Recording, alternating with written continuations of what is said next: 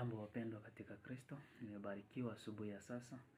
Ndani ya kitabu cha Luka 15, shairi lake la 11 hadi 24, ambaye tunakuta ni mwana mpotevu, historia ya mwana mpotevu ambaye sisi sote tumeifahamia.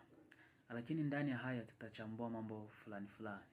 Ninajua historia ya mwana mpotevu, tunaijua vizuri. Kwa mwana mpotevu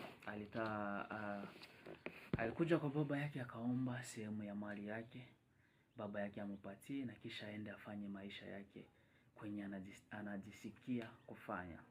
Alora alikuja akamwomba baba yake na baba yake akampatia ile sehemu ya mali, na alikwenda, na kisha kwenda alienda akatumizia mali, akakunya, akalewa, na kisha pesa zikaisha zote. Kisha akaamua kurudi kwa baba yake, akasema, mbona ninateseka, ninakula na nguruwe, mbona maisha yangu yamekuwa hivi? Acha sasa nipate kurudi kwa Bwana, kusudi nipate kurudi kwa baba yangu, kusudi nipate kusaidiwa, nipate tena kukua kama mtu mwenye kuwa na mzazi. Ndani haya tunakuta poetu ya kwanza, tunataka tuongelee reconnaissance.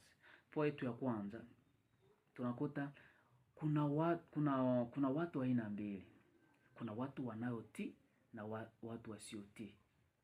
Kuna watu ambao wanaamini Mungu na kuna watu ambao hawaamini Mungu.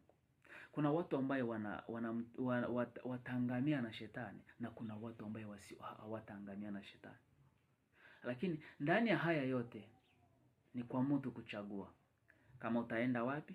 Kama utaenda kwa shetani ni wewe. Kama ni kuenda kwa Mungu ni wewe, paske Mungu aisafanya chake deja akatutumia mwana wake Yesu Kristo kusudi sisi tupate kupatanishwa na yeye. Kuna watu hawa aina mbili. Watoto ambao wanatii na watoto ambao hawatii. Watoto ambao wanatii Mungu na watoto ambao wasiotii Mungu. Watoto ambao wanatii wazazi na watoto ambao wasiotii wazazi. Na sasa ni kujiuliza, wewe ni wapi? Uko kwa upande wa kutii Mungu ama hauko kwa upande wa kutii Mungu? Na poetu ya pili, tunasema kuna namna mbili za watoto, wa rebel na wale ambao wanatii Mungu. Watu wengi katika maisha yao wanaacha Mungu kwa kijenese yao.